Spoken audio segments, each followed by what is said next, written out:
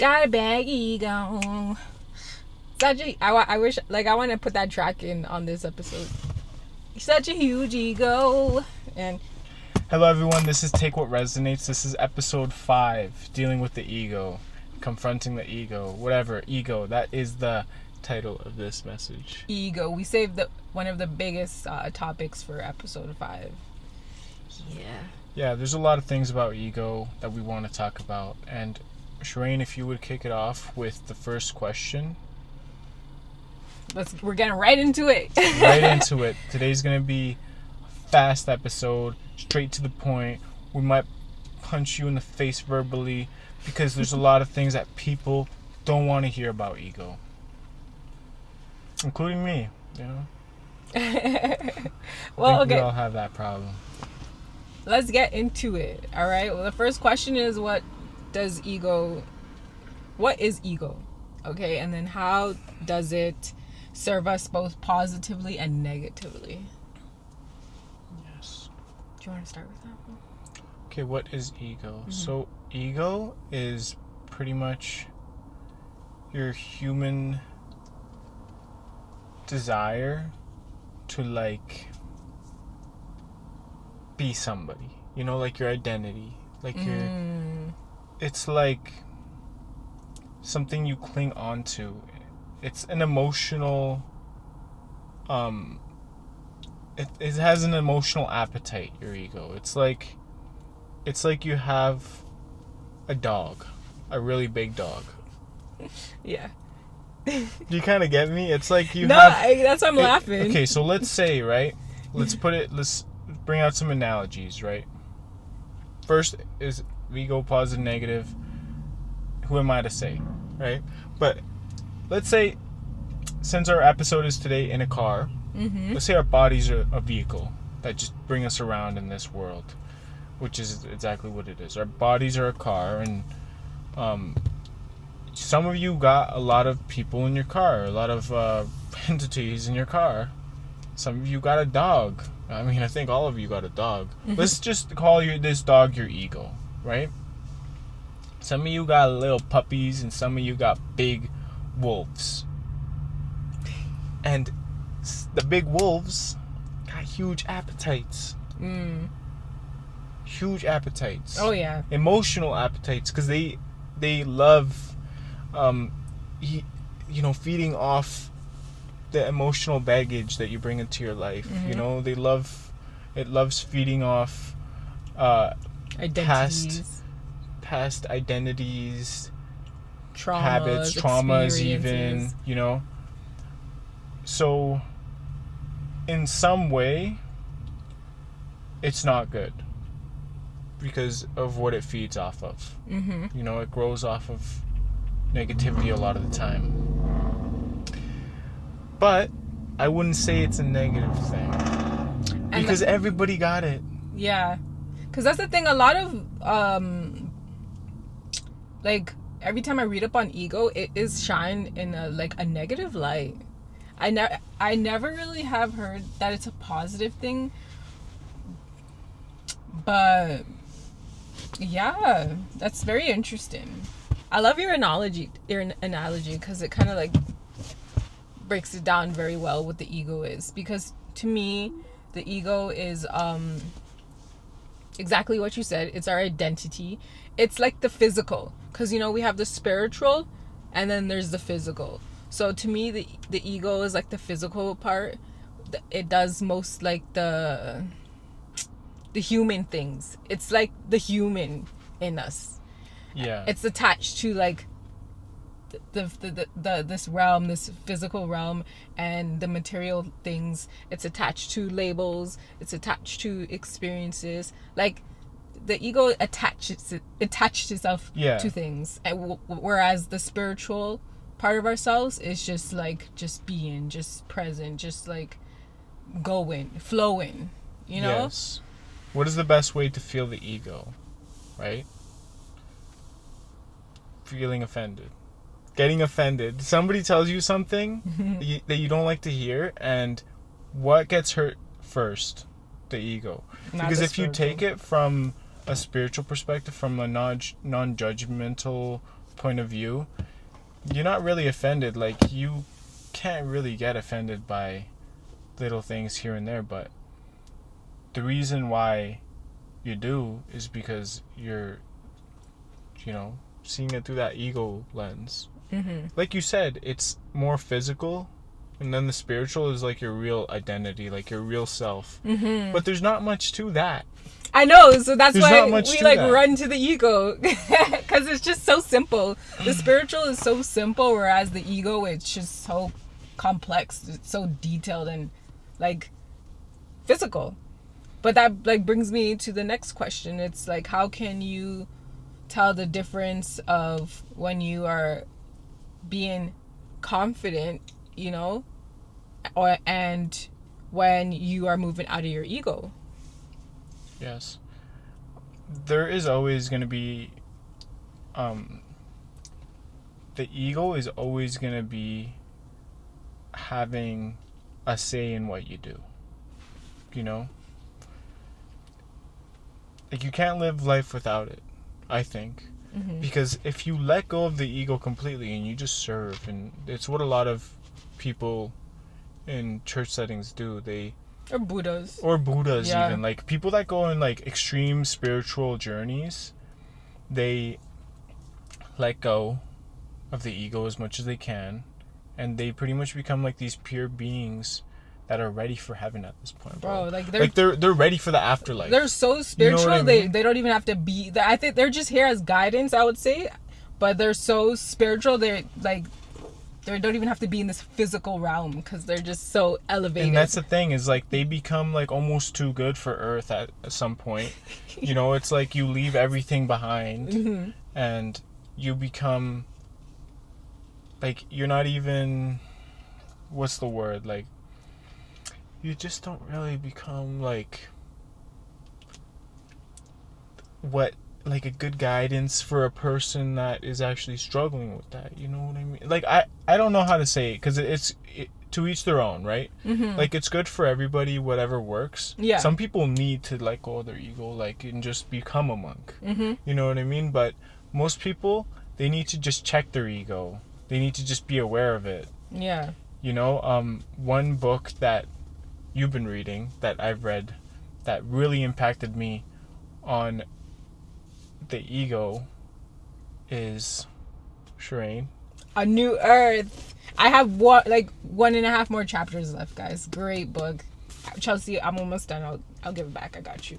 But great book. It is going on. It goes so in depth of the ego, and all about it. But before I even get into that part, for me, I feel like answering the question, I feel like self-confidence, when you're just being a confident person, it's when you're moving out from love, when you're moving from your heart, and you're aware, things, you're probably right, but in this book, what's right or wrong, you're kind of, you're above. I don't want to seem so too egotistical, but it's but you're okay with how the other person is. You're okay with how they think and how they view, and it's self-confidence is just moving from the heart, versus the ego. You're moving from the mind. You're moving from low vibration energies most of the times when you're moving from the ego, because it's I'm right and you're wrong. You're moving from the ego, or this is the way how you should be living, this is the way how you should be doing things. That's living from moving from the ego versus self-confidence. Yes, if I could add to that, a lot of the time,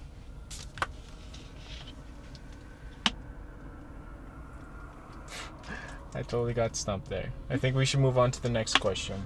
Sure. Did you have your opinion about the New Earth? This book is so mean. So telling me about myself. I do think that that's not the only book on guidance. Mm-hmm. only guide that you really need to confront the ego or anything like that. I think it's a great guide, but a lot of the things that Eckhart Tolle touches on is just trying to break you out of like your past paradigms, you know, your past beliefs. You're kind of stepping out of your comfort zone into a new world. You know, that's why it's called a new earth, awakening to your life's true purpose. Because you don't really know what you want until you really think about it, reflect about it, you know, think about what are my true desires, what is the final goal. He really makes you question. And I think it's a must read. Oh yeah. My favorite part in the book was like him going in on labels, because I have my personal beef with labels. He says our ego tends to attach itself to labels, and we have a hard time like letting go. The ego craves identity, like craves it.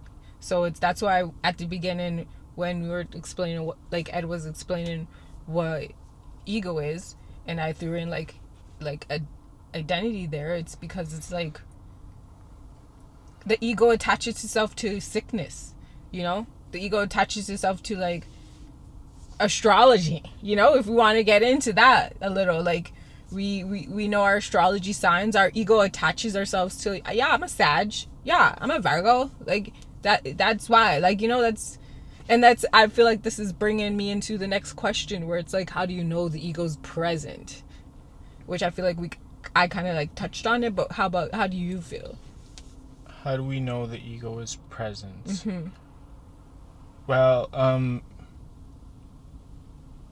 maybe if a lot of emotions are triggered, especially negative emotions, because just like I've been reading up on some Joey Dispenza stuff, and it all goes hand in hand. It all goes like so well together. But scientifically, you have a mind, right? And your mind is not just your brain. Your mind is your whole body. You know, the reason why ego is associated with a negative thing is because you don't need it after you die. You let go of that. Like, you're not going to bring the ego with you when you die. That's pretty much guaranteed. So, what's left after you go? Like, is it going to be a soul that you poured into, or is it going to be like the ego, which is not going to be there once you go? So, your mind being your whole body, not just your brain, you're programming it, you're wiring it in certain ways. You know? So you could get into a certain habit of doing things, you know, a certain you could get into behaviors of assuming something, for example. Assumption. And you struggle to let go of that because it's a past behavior that you've wired into your body. It's like a muscle memory type response. You know, I'm not a scientist yet. I'm only conducting experiments on myself, but I hope I'm doing it justice by explaining it this way. That's basically it. Is like, your body is programmed a certain way. Your mind is programmed a certain way. And a lot of the times, you don't even realize that that a lot of it is not from you. A lot of it is not coming from you. It's from the ego. Yeah, it's from the ego. Which is like, it doesn't take that much to live a good life, you know, to actually like be well fed and happy. But we a lot of the time overestimate how much it takes for us to like live a good life. You know, that's all ego attachments. Which slides into the next question: how does ego manifest in our day-to-day living, like relationships, career, spirituality? You start with this one.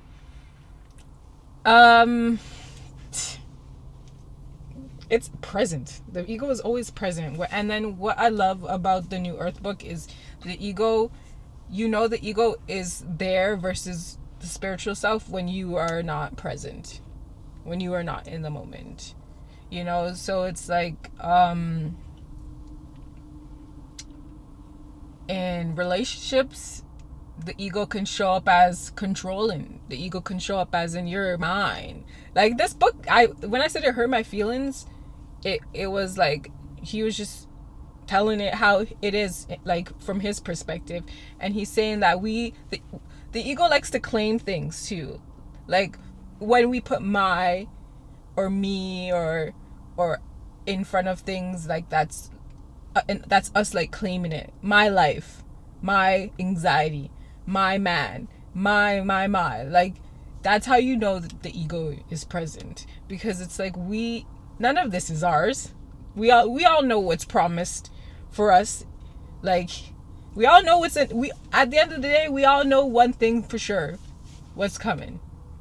So how is it us to say like my land, my country, my and it's like that's where I feel like it manifests itself in our day-to-day life, like in relationships. I'm trying to like claim him like he's mine when he's his own, and it's like in spirituality, the ego is present. You see the ego being present in spirituality because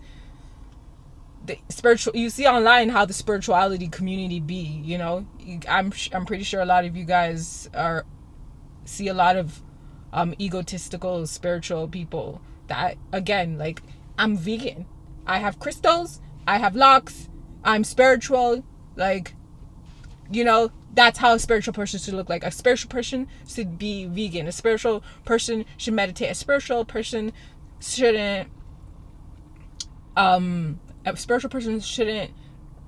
be swearing or doing all that like, just like how it shows up in religions, like this Jesus is the way.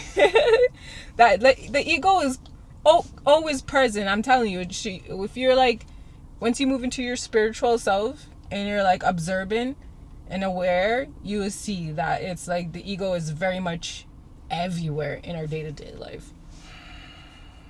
Yes, and like I mentioned before, it doesn't just feed off negative emotions, it feeds off all types of emotions. Mm-hmm. And the reason it's associated negatively a lot of the time is because it takes away energy from you. Because what are emotions but energy in motion, right? That's what emotions are. Mm-hmm.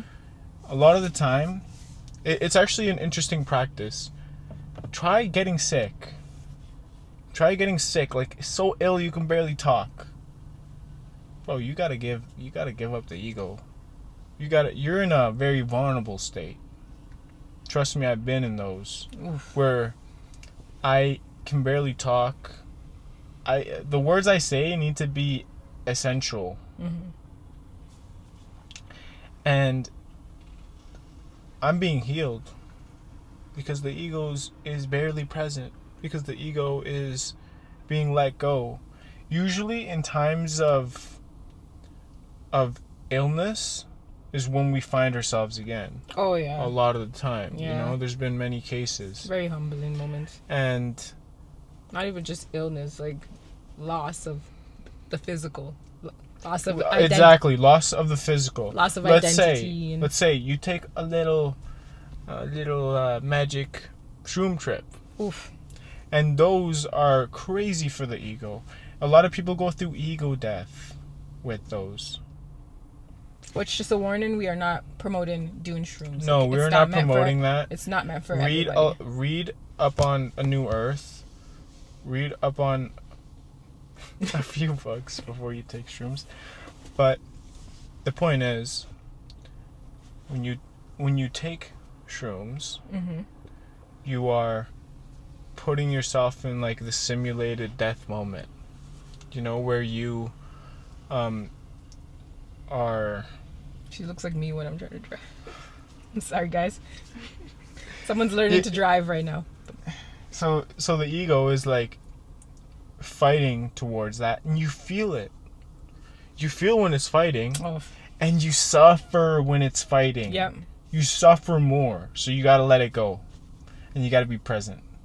That's what I learned from it, at least. Yeah. But like, and it's easier for me now, you know, just like going through the motions, but letting it go, letting things pass. Mm-hmm. You know what I mean? Because some people, man, some of you can't take shrooms. You know what I mean? Some of you take shrooms and you go crazy. Or you get into your ego. Yeah, you get into your ego, which happened to me.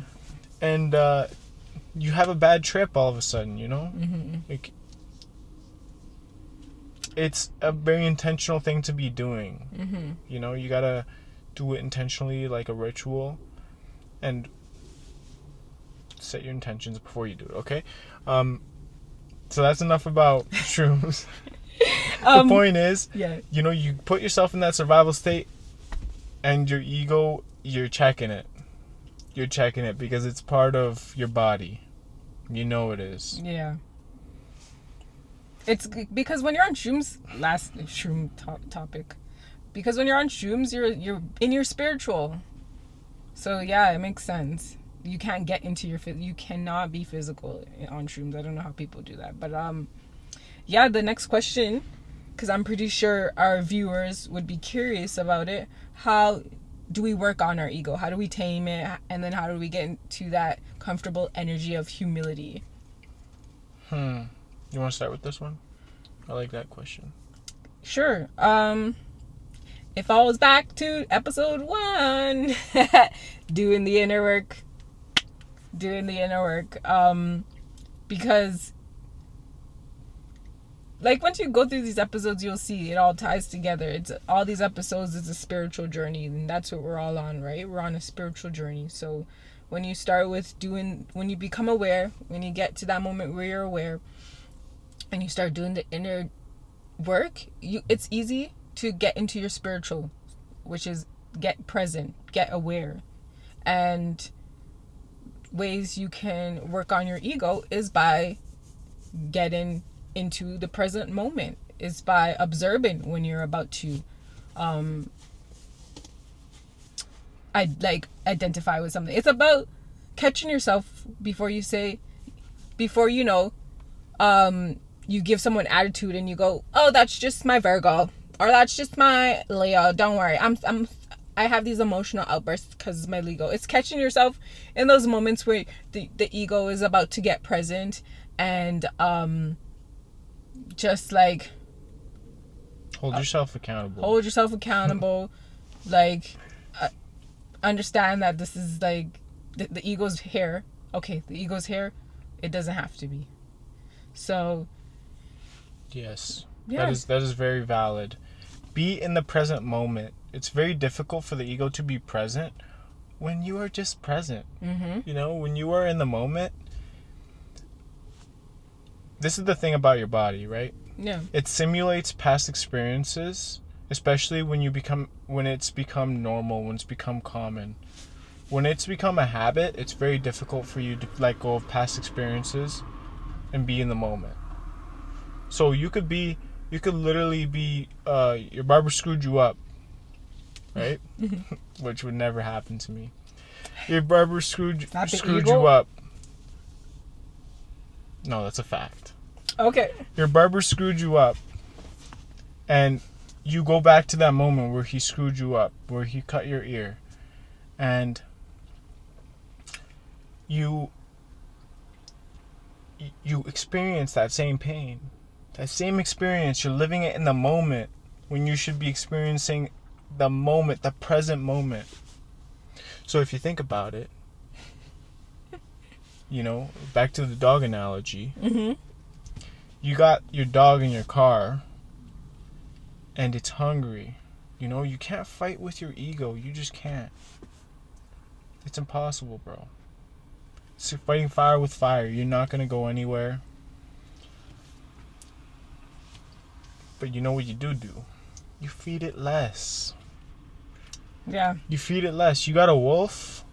Well, you know, this is kind of a magic puppy because it changes, you know, types of breeds, right? Yeah, it's it goes like it from turns wolf- into a little chihuahua if you feed it less, if you right? humble your ego, yeah. Exactly. So just don't feed your ego as much. Be super aware of when it pops up, and that's the best times, because the tests are going to come in life. The difference between life and school is that school, it prepares you for the test and it gives you the test. Life, it gives you the test, then it makes you study up on The the lesson, you know? yeah. So you don't. That's it. Yeah. So just be present. Be present. And the best way to be present is go back to your body. Your body is in the present moment. Don't trick yourself. You're in the present moment. Your body is there. Focus on your breath. Breathing. That really helps. Focus on your heartbeat. Try to hear it out. Just as long as you keep in mind, you put your presence in your body, then you are more in the present moment all of a sudden. It's actually easier said than done. The hard part is keeping it. agreed. MF. But that's the step one. If you want to check your ego and work on taming it, first things first is just being aware when it arises, because there's no way you can just go from being a person that's in their ego a lot to like, I'm gonna kill my ego and I'm done. I'm gonna take shrooms and my ego is done. No, that's not. We all want that to be the reality, but it's not. So step one is just acknowledging the ego. Yeah, you're gonna end up not caring about anything on the street. Like, I don't need a roof over my head. Yeah. Oh my god. That is like. Let me tell you food. how that is food? like. Who need food? That's something my body. That's something my ego wants. No, don't be like that. You're gonna go crazy if you go too rapid. That, which we can like wrap it up with that. Unless you're a Scorpio. Shout out Scorpio season. Yeah, Scorpios, they having the power to freaking put themselves through shit and transforming that shit into gold. But yeah, if we want to wrap it up with like sharing a personal experience when we were operating out of our ego. Yeah. So just recently, actually, I said that I wouldn't screw anybody up like that. I've cut somebody's ear before. That was my ego. Thank you for being vulnerable with us and letting us know that. Thank you. Yeah. For catching your ego. It was a tough one, but...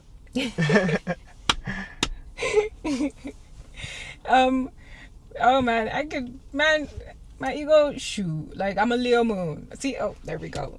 There's the ego again. Like the ego is she always present. But one of like my biggest experiences, not to bring up a little trigger, was during the pandemic.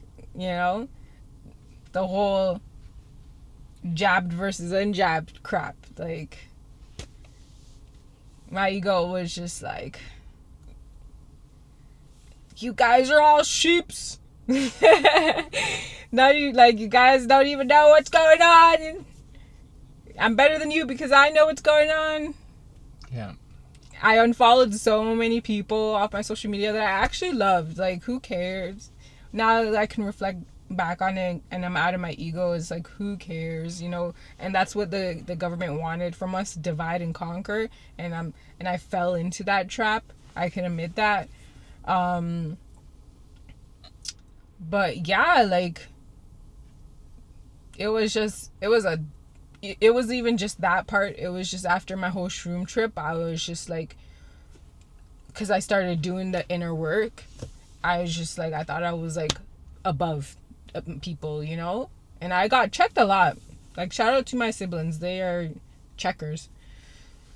So that was like a very personal experience for me with the ego, and humbling that, because we didn't really answer that part, how to embrace the energy of being humiliated.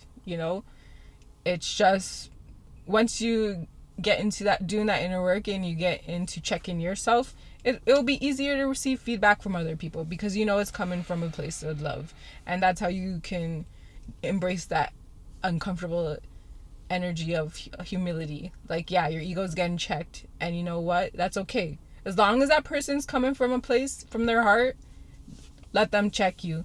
Let yourself check you. Yeah, and let you check them when you're listening fully, attentively, and empathically. When you're listening to that degree, and they might slip up a little bit, you know what I mean? But, yeah. Guys, check your ego, be aware, be in the present moment. And I hope you got a lot from this episode. You want to wrap it up? Oh, yeah. If you guys enjoyed this episode, please like, comment, subscribe. Again, if you guys have topics that you want us to touch on with life, spirituality, anything, okay? Test our experiences. Let us know in the comments. Drop a topic you would want us to discuss. And we'll catch you guys next week. Peace and love. Nice.